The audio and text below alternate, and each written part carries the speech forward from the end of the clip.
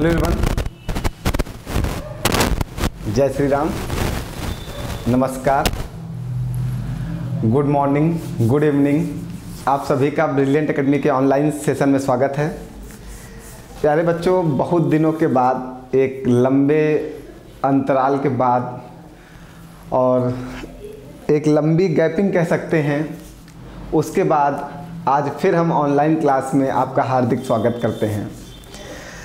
Problem कुछ ऐसी थी, हमने एक दो बार अपनी पोस्ट भी शेयर की आप लोगों को कि कुछ हेल्थ इश्यूज ऐसे हैं जिसकी वजह से क्लासेस अचानक रोक दी गई। हमें दुख हुआ, क्योंकि दुख होने का कारण ये था क्योंकि सीजीएल वाले बच्चों का पेपर था और हम लोग मोस्ट इम्पॉर्टेंट क्वेश्चंस की प्रैक्टिस कर रहे थे और अचानक से क्लासेस ब्रेक हो गई, जिसकी वजह से आपको तो प्रॉब्लम झेलनी हुई, लेकिन हमें भी दुख हुआ क्योंकि वो समय जो इतना महत्वपूर्ण था, जिस समय आपको क्लासेस की ज़रूरत थी और हम आपका साथ नहीं दे सके। लेकिन बेटा, प्रॉब्लम ये थी कि हेल्थ इशू ऐसा हो गया कि अचानक से रेस्ट हो गया। डॉक्टर ने बोल दिया क्लासेस पढ़ाना कुछ दिन के लिए आपको रोकना होगा, तो मैं रेस्ट पे चला गया। डॉक्टर ने अभी भी रेस्ट बोल रखा है, लेकिन हमने सोचा कि जीडी वाले बच्चों का लगातार मैसेज आ रहा है कि सर जीडी के लिए कुछ कर दीजिए, एसएससी जीडी के लिए कुछ कर दीजिए। और उसके बाद सीएचएसएल का भी पेपर लग गया आप लोगों का। लगातार एसएससी एक के बाद एक पेपर करा रहा है, तो मेहनत करने की भी ज़रूरत है और आपको तो जॉब चाहिए ही चाहिए, क्योंकि लोग कहते हैं कि मरने के बाद पैसा तो साथ नहीं जाता है। लोगों ने तो यही कहा ना आपसे कि मरने के बाद पैसा साथ नहीं जाता है, लेकिन मैं कहता हूँ जिंदा रहते हुए सबसे ज़्यादा ज़रूरत अगर किसी चीज़ की है तो वो पैसों की ही है। क्योंकि अगर हमें कोई भी चीज़, कोई भी शौक़ अपना पूरा करना है, कोई भी लक्ष्य पूरा करना है, हमने भी कोई सपने देख रखे हैं, तो उन सपनों को पूरा करने के लिए हमें सबसे ज़्यादा अगर किसी चीज़ की ज़रूरत है तो वो किसकी है? पैसों की।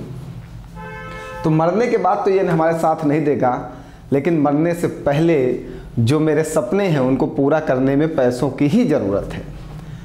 तो हम लोग मेहनत तो करेंगे ही करेंगे, लेकिन हम आपसे एक बार फिर से क्षमा मांगते हैं कि जो हमने आपसे वादा किया था उस वादे पर हम खड़े नहीं उतर पाए, तो उसके लिए क्षमा चाहते हैं। और क्लासेस फिर से कंटिन्यू की जाएंगी, फिर से उसी तरह हम लोग मोस्ट इम्पॉर्टेंट क्वेश्चंस की सीरीज डिस्कस करेंगे एसएससी जीडी के लिए, सीएचएसएल के लिए, केवीएस पीआरटी के लिए।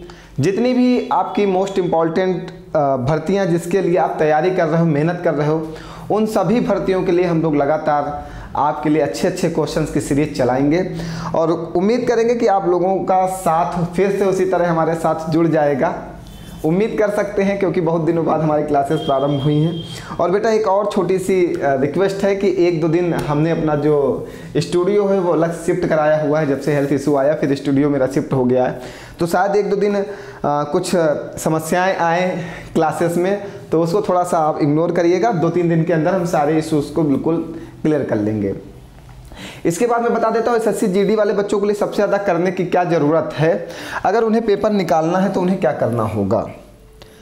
एसएससी जीडी वाले बच्चे जो पेपर बीट करना चाहते हैं, जो चाहते हैं कि एसएससी जीडी निकालने के बाद उन्हें जॉब मिल जाए, तो एसएससी जीडी वालों को पढ़ना कैसे, इस चीज़ को वो समझ लें। और जॉब कैसे मिलेगी वो तो 2023 में आपकी जॉब क्लियर है, एक सीट पक्की है। आप में मैथ आनी है, रीजनिंग आनी है, हिंदी आनी है, हिंदी या इंग्लिश आनी है, और जीएस आनी है। सभी के क्वेश्चंस इस बार 20-20 कर दिए गए। ये भी 20, ये भी 20, ये भी 20, ये भी 20। और पेपर जो है टोटल 160 नंबर का है, मीन्स एक क्वेश्चन 2 नंबर का होगा।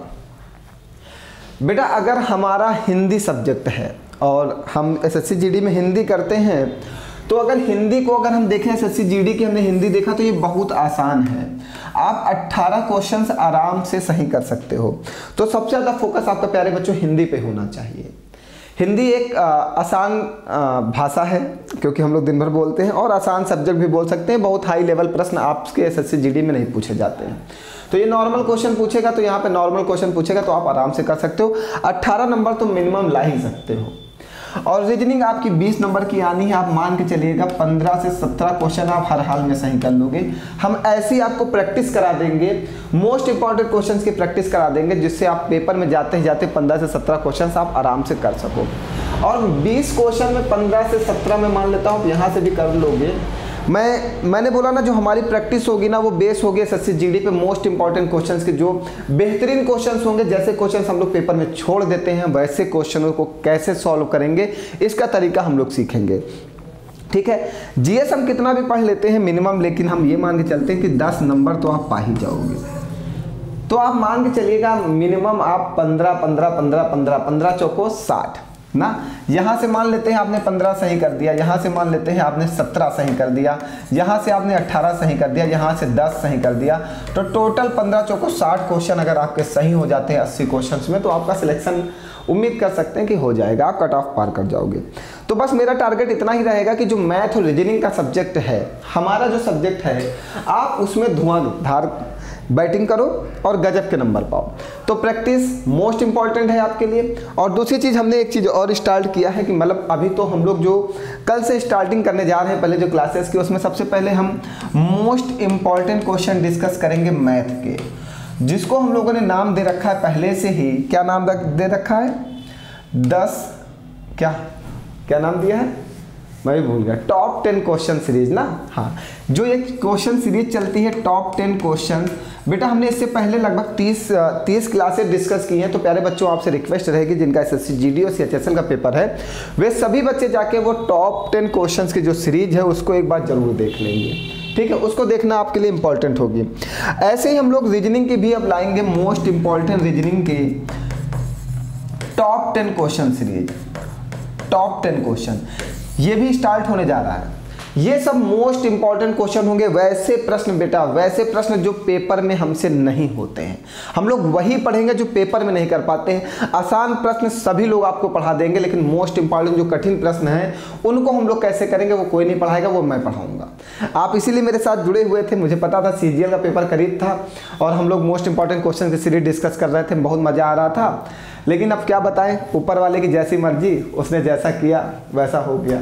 लेकिन अब फिर से हम लोग एक बार कोशिश करते हैं कि सब कुछ उसी तरह जैसे लाइन पे चल रहा था वैसे चलने लगे ना। और एक चीज़ हम लोग और स्टार्ट करेंगे जल्द ही, मैथ का जो है वो चैप्टर वाइज क्लासेस प्रारंभ करेंगे, चैप्टर वाइज। ये भी बहुत जल्दी स्टार्ट होने वाला है। ठीक है, तो अब आप लोग जुड़ जाइए, सारी चीज़ें आपको धीरे धीरे हमारे चैनल पर प्रोवाइड होना स्टार्ट हो जाएंगी। तो आज की बेहतरीन क्लास एसएससी जीडी के क्वेश्चंस की प्रारंभ की जाए। खतरनाक प्रश्नों की शुरुआत करते हैं और एक एक प्रश्न को अच्छे से समझते हैं। थोड़ी सी जो भी डिस्टर्बेंस होगी आपको उसको थोड़ा सा झेलना होगा। आइए, शायद आज थोड़ा सा मैनेजमेंट थोड़ा सा सही नहीं है, इसके लिए थोड़ा सा आप आज और झेल लीजिए, मैं कल से सब सही करा लूँगा, कल परसों के अंदर। ठीक है, आइए क्वेश्चन क्या कह रहे हैं, एक एक प्रश्न की लैंग्वेज समझना है प्यारे बच्चों। सबसे पहले सबसे ज़्यादा मेरे पास बच्चों का मैसेज यही आता है कि सर मैं प्रश्न ही नहीं समझ पाता हूँ कि प्रश्न कह क्या रहा है। सबसे पहले आपको प्रश्न की लैंग्वेज समझनी होगी। दूसरी चीज़ ये समझना होगा कि प्रश्न को लगाने का हमारे पास क्या मेथड है, हम लोग उसको कैसे लगा सकते हैं। सबसे पहले तो यही चीज़ें हमें सीखनी भी हैं ना, ये बेसिक चीज़ें हैं। अगर क्वेश्चंस पढ़ के हमें नहीं समझ में आता तो थोड़ी सी प्रॉब्लम तो बनी रहती है हमारे साथ। चलिए हम एक एक क्वेश्चन को पढ़ के समझाएंगे कि कैसे लगाना है। कह रहा है एक 725 मीटर लंबी ट्रेन 48 सेकंड में 235 मीटर लंबी सुरंग को पार करती है, ट्रेन की गति बताइए। हमें चाल बताना है। बेटा आपने पढ़ा क्या है, चाल बराबर दूरी बटे समय, यही तो पढ़ा है ना। आपने पढ़ा है स्पीड बराबर डिस्टेंस अपॉन टाइम ना। चाल बराबर दूरी बटे समय। अगर हमें चाल निकालना है, किसी भी चीज़ की स्पीड निकालना है, तो सबसे पहले हमें डिस्टेंस पता होना चाहिए और टाइम पता होना चाहिए। अब दूसरी बात आइएगा, अगर हम बात करें कि हमें स्पीड निकालना है तो दूरी डिस्टेंस दी गई। डिस्टेंस क्या होती, जो ट्रेन की लंबाई होती है वो, और प्लस जो पुल की लंबाई होती है, दोनों को ऐड कर देते हैं, वही हमारी क्या हो जाती है, डिस्टेंस हो जाती है। तो इसे डिस्टेंस निकालना है तो ट्रेन की लंबाई कितनी 725 मीटर है और पुल की लंबाई कितनी 235 मीटर है। दोनों को ऐड करो, 5 5 10, 3 2 5 1 6 7 2 9, तो जो 960 मीटर आई है वो हमारी डिस्टेंस है। जो ट्रेन की लंबाई होगी, जो पुल की लंबाई होगी, उन दोनों को ऐड कर देते हैं, वही हमारी डिस्टेंस हो जाती है। ठीक है, तो डिस्टेंस कितनी आ गई हमारी 960। ठीक है, अब दूसरी चीज बटे में टाइम। अब समझिएगा, अगर ये डिस्टेंस हमारा मीटर में है तो चाल हमारी मीटर प्रति सेकंड में होनी चाहिए। किस में होनी चाहिए? मीटर प्रति सेकंड में चाल हमें निकालना है। अगर दूरी मीटर में है तो समय सेकंड में होना चाहिए। तो समय किस में देखिए प्यारे बच्चों? 48 सेकंड है, तो यहाँ पे 48 रख दीजिएगा और 48 दूना 96, कितना आ गया? 20 मीटर प्रति सेकंड। चाल हमारी मीटर प्रति सेकंड में आई। लेकिन जो आपके ऑप्शंस दिए गए हैं वो कैसे दिए गए हैं? किलोमीटर पर आवर में दिए गए, किलोमीटर पर घंटा में दिए गए। तो एक बात समझिएगा, जब भी चाल किलोमीटर पर आवर में हो और उसको मीटर प्रति सेकंड में कन्वर्ट करना हो तो किलोमीटर पर आवर में 5/18 का गुणा करते हैं और मीटर प्रति सेकंड में कन्वर्ट हो जाती है।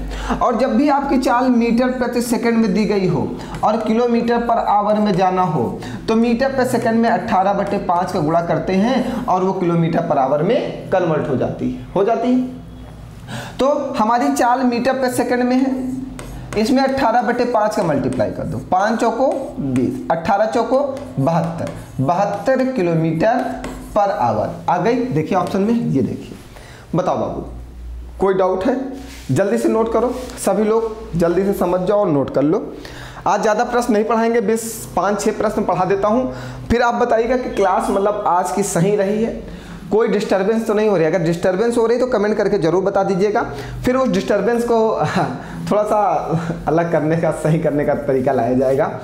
जो पीछे का बोर्ड है उसको ब्लैक कराया जाएगा कुछ दिन में, 1-2 दिन का समय दीजिए। अभी थोड़ा सा मैंने बोला ना, मैंने अपना सेटअप अलग लगवाया हुआ है जिसकी वजह से थोड़ी सी डिस्टरबेंस है।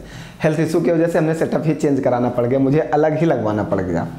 चलें अगला प्रश्न लिया जाए। मैं जाऊँगा नहीं कहीं छोड़कर, तुम्हें पढ़ाना है, मुझे पता है। CGL का पेपर हो गया है, उसके लिए मैं क्षमा मांगता हूं कि मैं उस टाइम आपको नहीं पढ़ा पाया।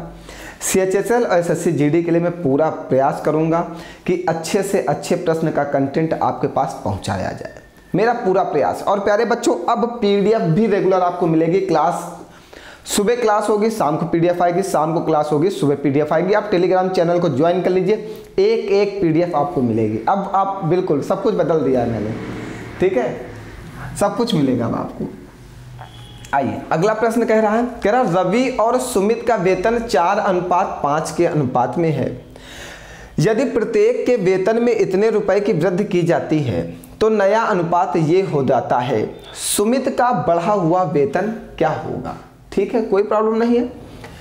उसने कहा रवि और सुमित, एक रवि है और एक सुमित है, उनके वेतन का अनुपात है 4:5। और जब भी कोई वैल्यू रेशियो में हो तो उसका मतलब वो डिवाइड में है। जब भी कोई वैल्यू रेशियो में तो उसका मतलब डिवाइड में है। तो हमने कहा सुमित का वेतन 4x है और रवि का वेतन 5x है। ठीक है, अरे मतलब रवि का वेतन 4x है और सुमित का वेतन 5x है। कह रहा इसके वेतन में 6000 की वृद्धि की जाती है। इसके वेतन में कितनी वृद्धि की गई भैया? 6000 की। दोनों के वेतन में 6000 की वृद्धि कर दीजिए। कहा दोनों के वेतन में 6000 की वृद्धि की गई। जैसा जैसा बोले वैसा वैसा करते जाइए। और जब 6000 की वृद्धि हो गई तो इसके वेतन में परिवर्तन कितने का हो गया? हो गया 35/40 हो गया ना। अब आप इसको कैंसिल आउट कर दो। देखो ये वाला कट रहा, 5 सते 35 और 5 8 40 कट गया।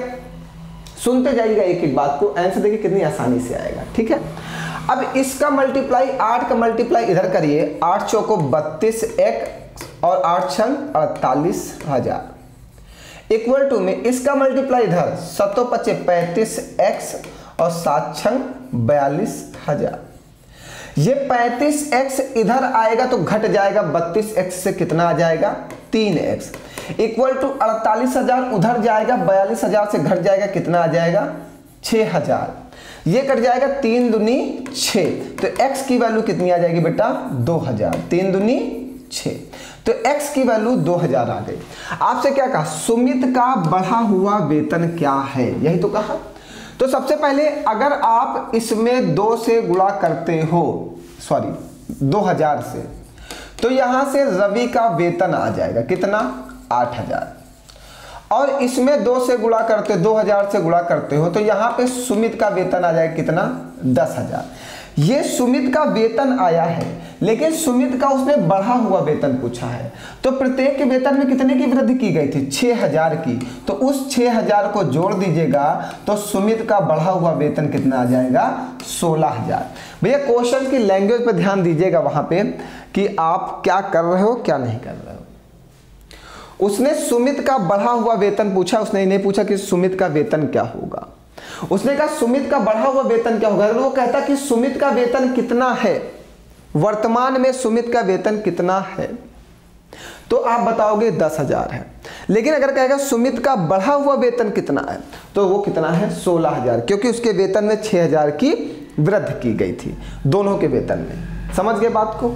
कोई डाउट है यहाँ पे? कहीं पर कोई डाउट हो तो निश्चिंत पूछ लीजिए, मैं समझा दूँ फिर आगे बढ़ा जाएंगे। 1-2 दिन में सब कुछ पुरानी तरह ही क्लासेस चलेंगी, बस 1-2 दिन का और समय लेते हैं हम आपसे, बस उसके बाद सारी क्लासेस वैसे ही रेगुलर। आइए, कह रहा एक व्यक्ति 1600 मीटर लंबी सड़क को 4 मिनट में पार करता है, उसकी गति किलोमीटर प्रति घंटा में क्या है? चाल को किलोमीटर प्रति घंटा में बताना है। अब समझिएगा, जब आपकी चाल मीटर प्रति सेकंड में हो और इसमें 18/5 से गुणा किया जाए तो आपकी चाल किलोमीटर पर आवर में कन्वर्ट हो जाती है। इस बात को हमेशा ध्यान रखिएगा बाबू। क्या? जब आपकी चाल मीटर प्रति सेकंड में हो और उसमें 18/5 का गुणा कर दिया जाए तो चाल किस में कन्वर्ट हो जाएगी? किलोमीटर पर आवर में ना। तो अब आप इस बात को समझिएगा, आपको उसकी गति ही बताना है, स्पीड बताना है। स्पीड बराबर होता है डिस्टेंस अपॉन टाइम। हमें स्पीड निकालना है, कितनी? डिस्टेंस कितनी गई? 1600 मीटर लंबी, जो लंबी सड़क है वही वो डिस्टेंस है, 4 मिनट में पार करती है। अगर हम इसको 4 से डिवाइड करेंगे, 4 मिनट, समझिए बात को, अगर हम 1600 मीटर को 4 मिनट से डिवाइड करेंगे तो जो डिवाइड करने के बाद स्पीड आएगी वो मीटर प्रति मिनट में आएगी, मीटर प्रति सेकंड में नहीं आएगी, क्योंकि ये जो 4 है वो मिनट में है और ऊपर वाली वैल्यू मीटर में है। जब 4 से इसको डिवाइड करोगे तो जो ये वैल्यू आएगी ये मीटर प्रति मिनट में आएगी। बात समझ गए? लेकिन आपको वैल्यू किस में चाहिए? आपको वैल्यू चाहिए किलोमीटर प्रति घंटा में, किलोमीटर पर आवर में। अगर आपको वैल्यू किलोमीटर पर आवर में चाहिए तो सबसे पहले वैल्यू को आपको मीटर प्रति सेकंड में बदलना होगा। जब आपकी वैल्यू मीटर प्रति सेकंड में होगी और जब उसमें 18/5 का मल्टीप्लाई किया जाएगा तो वो वैल्यू किलोमीटर पर आवर में बदल जाएगी। ठीक है, जो 4 मिनट है अगर इसको सेकंड में बदलना है तो इसमें 60 से गुणा कर दें। अब ये सेकंड में कन्वर्ट हो गया। अब सेकंड में कन्वर्ट हो गया तो इसको कैलकुलेट कर लीजिए। 1 0 से 1 0, 4 चौको 16, ये 2 तिहाई 6, ये 2 दूनी 4, ये कितना आ गया? 20/3 मीटर प्रति सेकंड। ये चाल आपकी मीटर प्रति सेकंड में आ गई। हमने 60 से गुणा इसलिए किया क्योंकि जो 4 है ये मिनट में है और हमें चाल चाहिए किलोमीटर पर आवर में। आपका प्रश्न जो चाल पूछा है वो किलोमीटर पर आवर में पूछा। जब किलोमीटर पर आवर में हमें चाल को कन्वर्ट करना है तो हमें चाल मीटर प्रति सेकंड में चाहिए, और मीटर प्रति सेकंड में चाल तभी आएगी जब ऊपर वाली वैल्यू मीटर में हो, नीचे वाली वैल्यू सेकंड में हो, तो आपकी चाल किस में आएगी? मीटर प्रति सेकंड में आएगी। यहाँ पे क्या था? ऊपर वाली वैल्यू मीटर में थी, नीचे वाली वैल्यू मिनट में थी। 4 मिनट था तो 4 मिनट को हमने सेकंड में कन्वर्ट करने के लिए 60 से गुणा कर दिया। आपकी चाल आ गई मीटर प्रति सेकंड में। अब 20/3 में 18/5 का गुणा कर दो, ये कटेगा 3 छंग 18, ये 5 को 20 और ये 4 छंग 24 किलोमीटर पर आवर। ये आपकी चाल आ गई किलोमीटर पर आवर में। अभी हम आपको जो चैप्टर की शुरुआत करेंगे, जो हम मैथ में चैप्टर वाइज क्लासेस प्रारंभ करने जा रहे हैं, उसमें सबसे पहले हम लोग TSD, टाइम स्पीड और डिस्टेंस, और उसके बाद रेलगाड़ी, वो दोनों चैप्टर को हम एक साथ कवर करेंगे। अप्रॉक्स 20 क्लासेस में पढ़ाऊंगा और टाइप वाइज क्लासेस पढ़ाऊंगा, ऐसी क्लासेस जो आज तक आपने नहीं पढ़ी होगी, ये गारंटी है। ठीक है, ऐसे तरीके से, इतने आसान तरीके से मैं आपको पूरा का पूरा चैप्टर कवर करा दूंगा, आप समझ नहीं सकते। ठीक है, वो क्लासेस प्रारंभ होने दीजिए, नोट्स बन रहे हैं, नोट्स बनते हैं, हम क्लासेस लेके आएंगे आपके साथ। और उसके बाद आपको टाइम स्पीड डिस्टेंस और रेलगाड़ी किसी से पढ़ने की जरूरत नहीं। जैसे कि प्रॉफिट लॉस मैंने आपको पूरा का पूरा पढ़ा दिया, अलजेब्रा पूरा का पूरा पढ़ा दिया, तो वो चैप्टर्स किसी से पढ़ने की जरूरत नहीं। वैसे ही मैं पढ़ाऊँगा पूरा का पूरा चैप्टर, आप बिल्कुल निश्चिंत रहो। ठीक है, चलें अगला क्वेश्चन लिया जाए। आइए, ये देखिए, एक ये चक्रवृद्धि ब्याज का एक खतरनाक प्रश्न है। इस चैप्टर को भी आपको बहुत अच्छे से मुझे पढ़ाना होगा ऑनलाइन क्लास में, बहुत ही जल्द और बहुत ही शानदार तरीके से। बिल्कुल इतने आसान तरीके से चक्रवृद्धि ब्याज पढ़ाऊंगा शायद ही आपने पढ़ा होगा। आइए क्या कह रहा, निश्चित राशि 2.5 वर्षों में 12% प्रतिवर्ष चक्रवृद्धि ब्याज की दर से 9982.50 रुपए हो जाती है। भैया प्रश्न में जब भी हो जाती है लिख जाए, हो जाती है तो हो जाती है का मतलब क्या होता है कि वह अमाउंट है। अगर प्रश्न की लैंग्वेज में कभी हो जाती है लगा हुआ है तो मतलब वो अमाउंट है। ठीक है, इस बात को हमेशा ध्यान रखिएगा। अगर आप चक्रवृद्धि ब्याज और साधारण ब्याज में प्रिंसिपल और अमाउंट पहचानना सीख गए तो आपका प्रश्न आसानी से लग जाएगा। तो हो जाती है का मतलब वो धनराशि क्या है, अमाउंट है। ठीक है, आइए अब समझिएगा। आपको समय दिया गया 2.5 वर्षों का, आपको क्या बताना है, और रेट ऑफ इंटरेस्ट कितना है, 12% है। आपको अमाउंट दिया गया है 9982.50 और बताना क्या है आपको, संयोजित राशि, आपको प्रिंसिपल बताना है बाबू, समझते जाइएगा। और सबसे बड़ी बात बताना कैसे है, ब्याज 10 मासिक संयोजित होता है, मतलब ब्याज वार्षिक नहीं लगता है, ब्याज 10 मंथ पे लगता है। अब समझिएगा, हमें ब्याज बताना कितने सालों का है, 2.5 सालों का बताना है। 2.5 सालों का मतलब कितना, 30 मंथ का ब्याज बताना है, 30 मंथ का ब्याज बताना है। इस बात को हमेशा ध्यान रखिएगा। आपको 2.5 सालों का ब्याज बताना है और ब्याज कितने मंथ का बताना है, 2.5 साल का मतलब 30 मंथ का बताना है। और बताना कैसे प्यारे बच्चों, 10 मंथ का ब्याज बताना है। तो 30 मंथ को आप क्या लिखोगे, 10 मंथ, 10 मंथ और 10 मंथ। तो आपको 12 मंथ का जो ब्याज दिया है वो कितना दिया गया, 12% दिया गया। 1 मंथ का ब्याज कितना हो जाएगा, 1% हो जाएगा। तो 10 मंथ का ब्याज कितना हो जाएगा, 10% हो जाएगा। तो यहाँ पे ब्याज लगेगा 10%, यहाँ पे ब्याज लगेगा 10% और यहाँ पे ब्याज लगेगा 10%। और तीनों का जो नेट CI होता है प्यारे बच्चों, ये हमारे ऑफलाइन क्लास वाले बच्चों को याद होगा, तीनों का नेट CI होता है 33.1%। ठीक है, चक्रवृद्धि ब्याज का सबसे इंपॉर्टेंट है 10%। तीनों का नेट CI जो टोटल ब्याज है वो कितना लगेगा, 33.1%। प्यारे बच्चों, जिन लोगों को ये चैप्टर नहीं आता वो बिल्कुल निश्चिंत रहें। टाइम स्पीड डिस्टेंस के बाद अगर कोई पूरा चैप्टर पढ़ाया जाएगा तो उसके बाद साधारण ब्याज और चक्रवृद्धि ब्याज ही पढ़ाया जाएगा।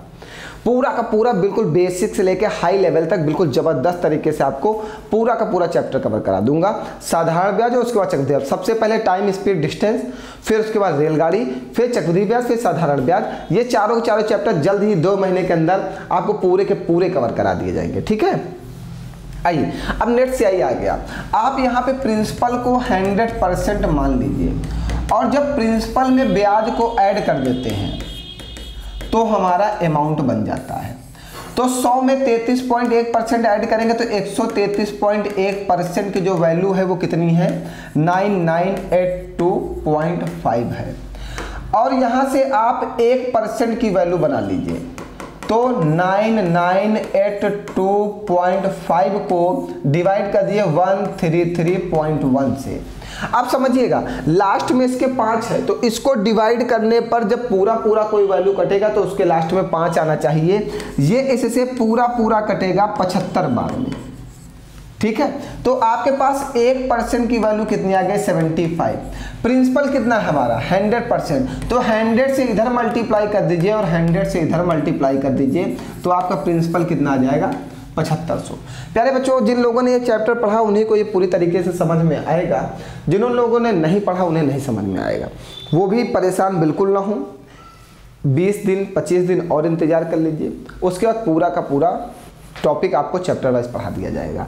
ये सारे क्वेश्चन जो मैं पढ़ा रहा हूँ ये SSC GD 2021 के पेपर में आए हैं। तो SSC GD वाले बच्चों को ऐसे क्वेश्चन पढ़ने की बहुत ज़्यादा ज़रूरत है क्योंकि 2022 का पेपर आसान नहीं होगा। वो फिर से ऐसे ही पूछेगा 2022 के 2023 कहिए, क्योंकि पेपर तो 2023 में ही है इस बार। इसमें अगर जिन बच्चों ने पढ़ रखा अगर उन्हें कोई डाउट हो तो वो बताएं, उन्हें तो पूरा समझ में आ रहा है। ठीक है, चलो आगे बढ़िए। कह रहा भवानी ने अपनी मासिक आय का 15% बच्चों की शिक्षा पर और 20% भोजन पर खर्च किया। शेष का 40% उसने खेल पर और 30% परिवहन पर खर्च किया। इन सभी खर्चों के बाद उसके पास इतनी राशि बची, भवानी की मासिक आय क्या है? बहुत अच्छा प्रश्न है ये भी वाला, बहुत ही अच्छा। हमने कहा भवानी की मासिक आय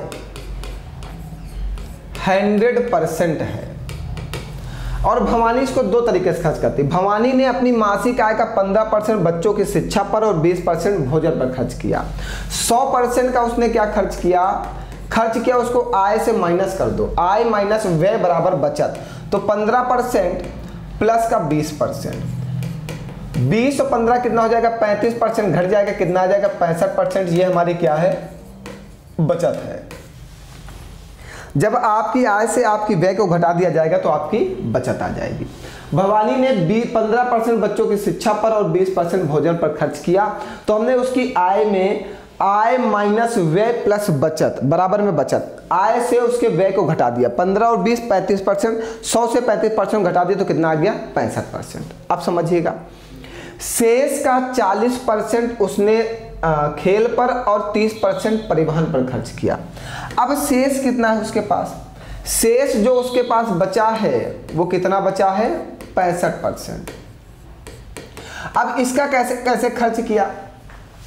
40% और प्लस का 30% उसने परिवहन और खेल पर खर्च किया। अब शेष का निकालो, 65% गुणे 40 30 70, 70 बटे में 100, परसेंट का चिन्ह हटाओगे नीचे 100 आएगा। सॉरी, एक जीरो से एक जीरो कटेगा, ये 7 25 35 का 5 हाथ से लगेगा 3, 7 6 42 3 45 और 10 से डिवाइड करोगे 45.5%। अब शेष का जो इसने खर्च किया था 45.5%, शेष का 70%, शेष का हमने 70% निकाल दिया, वो कितना आ गया? 45.5%। ये हमने शेष का खर्च कर डाला। कहाँ खर्च किया? शेष का 40% उसने खेल पर और 30% परिवहन पर। शेष हमारे पास कितना बचा था? 65%। उसका 40 और 30% हमने दो जगह खर्च किया, तो शेष का हमने निकाल दिया, कितना खर्च हो गया? 45.5%। मतलब 65% का 45.5% खर्च हो गया। खर्च होने के बाद बचत कितनी हुई?